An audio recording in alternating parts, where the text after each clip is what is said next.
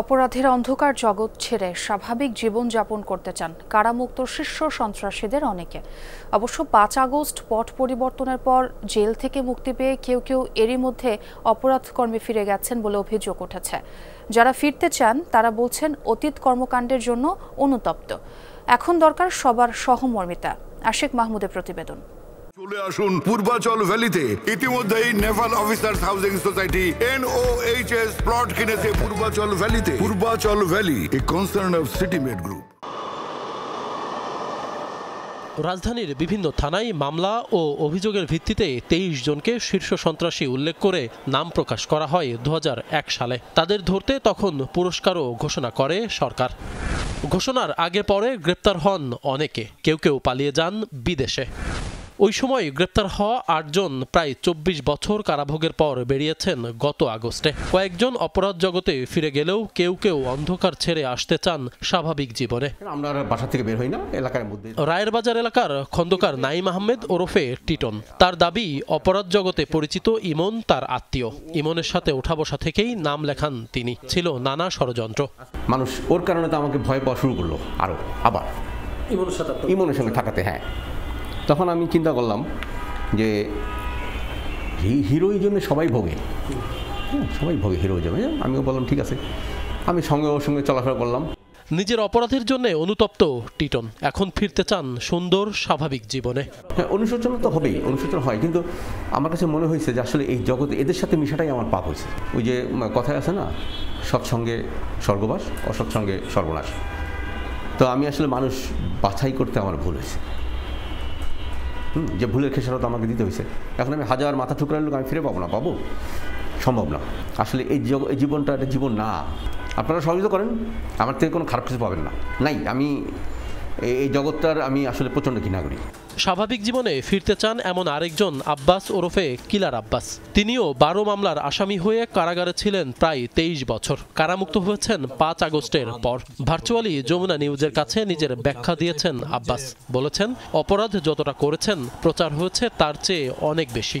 অনুতপ্ত অতীত নিয়ে। বন্ধু বান্ধবের চলতে গেছে, কিছু ছোটখাটো ভুল হয়েছে, কিন্তু ওগুলারই বেশিরভাগই মিথ্যা মামলা আমাদের নামে দেওয়া হয়েছে। কোন খুনের সাথে আমি সম্পৃক্ততা নাই। আমি সব মামলা বেকসুর খালাস পাইছি। এই ছোট খাটো ভুলগুলাই রাজনীতিবিদরা বা এলাকার সামাজিক তারা, প্রশাসন, তারা মিলে এই জিনিসগুলোর এত বড় করে তুলে ধরছে আমাদেরকে, যেটা আদৌ সত্য না। একটু জানতে চাই, আসলে এই জীবনটা কি আসলে ভালো, কতটা দুর্বিষহ? না ভাই, এই জীবনটা আসলে কখনোই ভালো না। আমি ওই জীবনটা মনে করতেও চাই না।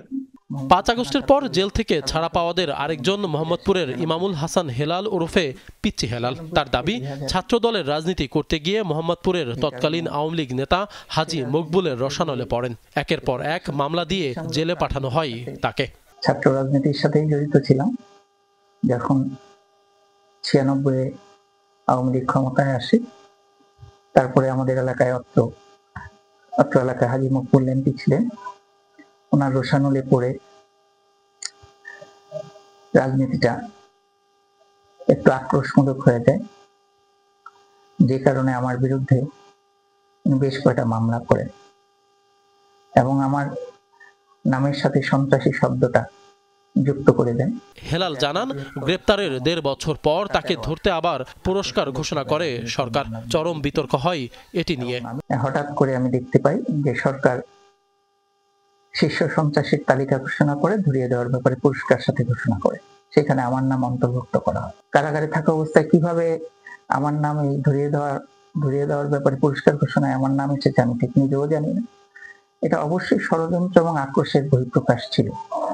যেহেতু রাজনীতির সাথে জড়িত ছিলাম, দলের ভিতরে পক্ষ বিপক্ষ আছে, এবং এই পুরস্কারটা নিয়ে সরকার তখন খুব বিব্রতকর অবস্থায় পড়েছিল, কারণ এই পুরস্কার ঘোষণার পরের দিনই জাতীয় পত্রিকায় প্রকাশিত হয়েছিল হেলালের পুরস্কার নিবে কে।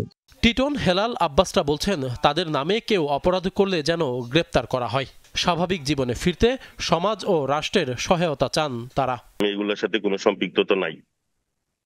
যারা করে আমাদেরকে, তাদেরকে আপনারা অ্যারেস্ট করেন বা যা করার করেন। আমার নাম করে কেউ যদি চাঁদাবাজি করে, কোথাও সন্ত্রাস করে, আমি যেহেতু এটার সাথে জড়িত নাই, জড়িত হবও না, সেহেতু অবশ্যই তাদেরকে খুঁজে বের করে তাদেরকে আইনের আওতায় নিয়ে এসে কঠিন শাস্তির ব্যবস্থা করার জন্য আমি তাদের কাছে অনুরোধ করছি। সুস্থ জীবন চাই, আমি স্বাভাবিক মানুষের মতো অবাধ চলাফেরা করতে পারবো, এটা চাই। প্রশাসন নজর রাখবে, কোনো অন্যায় হলে প্রশাসন যেটা বলবে, যদি আমাকে বলে আসো আমি যাব, আমি যদি অন্যায় করি আমাকে বলুন, কিন্তু আমার বিরুদ্ধে যেন কোনো ইটা না হয়, মিথ্যা ব্লেমটা যাতে না হয়। সবাই সজাগ দৃষ্টি রাখলে আমার মনে হয় না আমার এই সমাজে স্বাভাবিক জীবনে ফিরে আসা খুব কষ্টকর হবে। বিষয়টি নিয়ে পুলিশের অবস্থান কি? এটিকে আমরা সাধুবাদ জানাই। আর যদি দেখা যায় যে কেউ জামিনে রয়েছে, তার মানে কি তার আইনি কিছু বিষয় রয়েছে, সুতরাং আইনের যে ধাপটি রয়েছে সেটি তাকে যথাযথভাবে সম্পন্ন করতেই হবে। এর বাইরে তিনি যদি স্বাভাবিক জীবনে ফিরে আসতে চান, আমরা সেটাকে ওয়েলকাম করি। আলোচিতদের নজরদারির পাশাপাশি সহায়তার কথাও জানিয়েছে পুলিশ সদর দপ্তর। একজন অপরাধী তিনি অপরাধমূলক কর্মকাণ্ড ছেড়ে দিয়ে স্বাভাবিক জীবনে ফিরে আসছেন বা ফিরে আসতে চাচ্ছেন, সেই ক্ষেত্রে আমাদের পক্ষ থেকে যদি যতটুকু করা সম্ভব করার সুযোগ থাকে সেটি অবশ্যই আমরা আমাদের পক্ষ থেকে করব। আশিক মাহমুদ, যমুনা নিউজ, ঢাকা।